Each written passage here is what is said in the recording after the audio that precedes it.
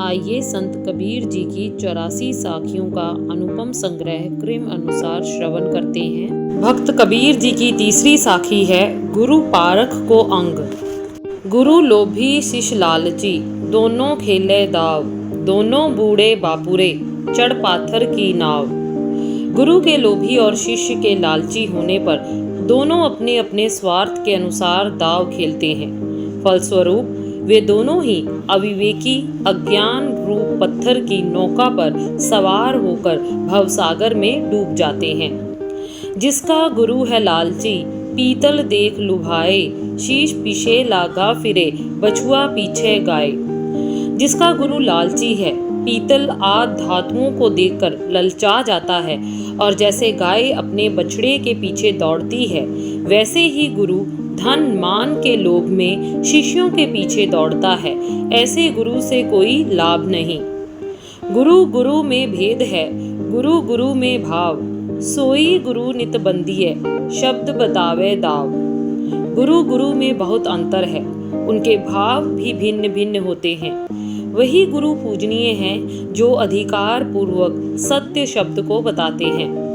जा गुरु ते भ्रम न मिटे, भ्रांति ना जीव को जाए, सो गुरु झूठा जानिए, त्यागत देर न लाए। जिस गुरु से अज्ञान ना मिटे और मन का संदेह दूर ना हो, उस गुरु को झूठा मानो और उसे त्यागने में देर ना लगाओ। कन फूका गुरु हदद का, बेहद का गुरु और, बेहद का गुरु जब मिले, लहे ठिकाना ठौर। जो कान में कोई मंत्र फूक देने से मुक्ति मानते हैं, वे भ्रमित हुए संसारी जीव हैं। बेहद आत्मा परमात्मा से परिचय करा देने वाले गुरु कोई और है। जब बेहद के गुरु प्राप्त होते हैं, तभी आत्मज्ञान व मोक्ष की प्राप्ति होती है।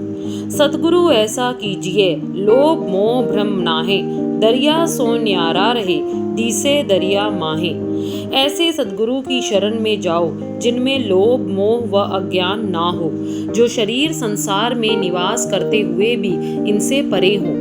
कबीर बेड़ा सार का, ऊपर लादा सार, पापी का पापी गुरु, यों बूढ़ा संसार। जिस प्रकार लोहे की नौका में लोहे का अति भार लाद देने से वह डूब जाती है, उसी प्रकार पापी मानव को यदि पापी गुरु मिल जाए तो वह संसार सागर में डूब जाता है। शीश शाखा बहुते किया, माधव किया न मीत, चाले थे हरि मिलन को, बीचे अटका चीत। शिष्य प्रशिष्य तो बहुत बनाए, परंतु हरि को अपना मित्र नहीं बनाया। फलस्वरूप परमात्मा से मिलन के लिए संन्यास लिया गया था, परंतु बीच में ही शिष्य परिशिष्य रुपया पैसा में ही मन अटक कर रह गया। मांझ महल की गुरु कहे, देखा निज घर बार, पूंजी दिन ही हाथ कर, पर्दा दिया उगार। जिस गुरु ने अपने आत्म स्वरूप को साक्षात्कार किया, वही हृदय के महल में विराजमान परमात्मा की बात कह सकते हैं। ऐसे गुरु शिष्य के हाथ में ज्ञान की कुंजी देकर आत्मा के आवरण को उधार देते हैं। गुरु बेचारा क्या करे, शब्द न लागा अंग, कहे कबीर मैली गजी, कैसे लागे रंग। गुरु बेचारा क्या करे जब उसका उपदेश शिष्य के दिमाग में ही नहीं बैठता। कबीर जी कहते हैं कि जिस प्रकार मैली चादर में रंग नहीं चढ़ता, उसी प्रकार सांसारिकता से भरे शिष्य में गुरु का उपदेश नहीं समाता। जाने सो पूछा नहीं, पूछ किया नहीं गौन, अंधे को अंधा मिले, पंथ बतावे कौन। ना तो गुरु से धर्म का मार्ग ही पूछा और ना ही पूछकर उस पर चला। अविवेकी गुरु से अविवेकी शिष्य मिला, तो अब सच्चा धर्म पंथ कौन बताएगा। माई मुंडू उस गुरु की, जाते भरम न जाए, आपन बूढ़ा धार में, चेला दिया बहाए। ऐसे गुरु की माया आस्ति त्याग करो। जिस गुरु से अज्ञान भरम नहीं दूर होता, क्योंकि वे स्वयं तो ज्ञान की धारा में डूब रहे हैं, शिष्य को भी उसी में बहा देते हैं।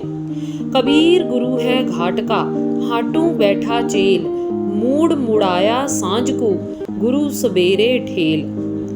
गुरु तो निवृत्त प्रायण है और शिष्य बाजार में बैठने वाला प्रवृत्ति मार्गी। ऐसे में संध्या में सिर मुंडाकर शिष्य सन्यासी हुआ और प्रातः काल गुरु को पीछे धकेलकर दोबारा संसार में प्रवृत्त हो गया। पूरा सहजे गुण करे, गुण नहीं आवे छे, शायर पोषे सर भरे, दान न मांगे मेह। पूर्व ज्ञानी गुरु सहज ही शिष्य को गुणवान व ज्ञानवान बनाने का प्रयास करते हैं। इससे गुरु के गुणों, त्याग, वैराग्य में कोई कमी नहीं आती। जिस प्रकार बादल सागर का पोषण करता है, तालाबों को भरता है, परंतु बदले में किसी से दान नहीं मांगता, उसी प्रकार पूर्ण गुरु निष्काम भाव से सभी को ज्ञान बांटते हैं। घर में घर दिखलाए दे, सो गुरु चतुर सुजान, 5 शब्द धुन कर धुन, बाजे गगन निशान। जो शरीर के भीतर अन्य शरीर को दिखला दे, वही संत सद्गुरु है। स्थूल, सूक्ष्म, कारण, महाकारण, कैवल्य, इन 5 शरीरों में अपना अपना एक नाद है।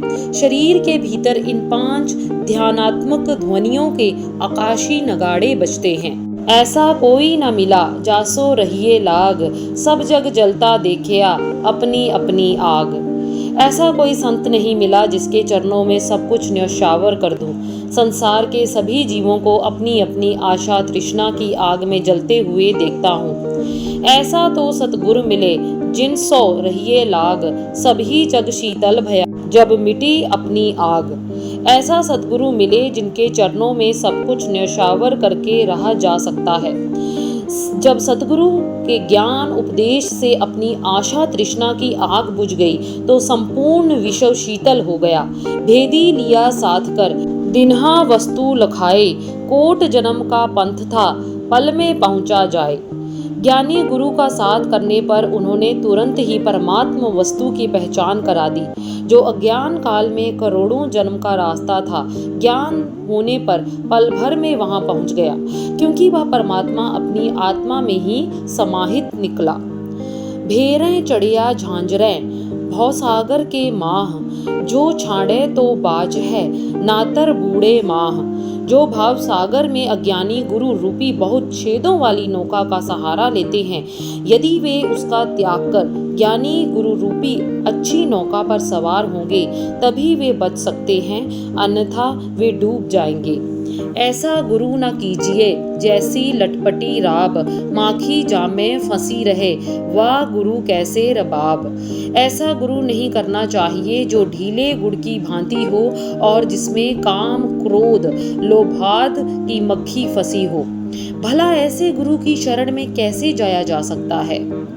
कहता हूँ कह जात हूँ, देता हूँ हेला, गुरु की करनी गुरु जाने, चेला की चेला। कहता हूँ कहता जाता हूँ और उपदेश देता हूँ कि गुरु और शिष्य अपनी अपनी करनी का फल पाएंगे। शिष्य शाखा चीना भया, गुरु को आगम नाहे, जेता पेटे प्रीत स्यु, तेता डूबे माहे।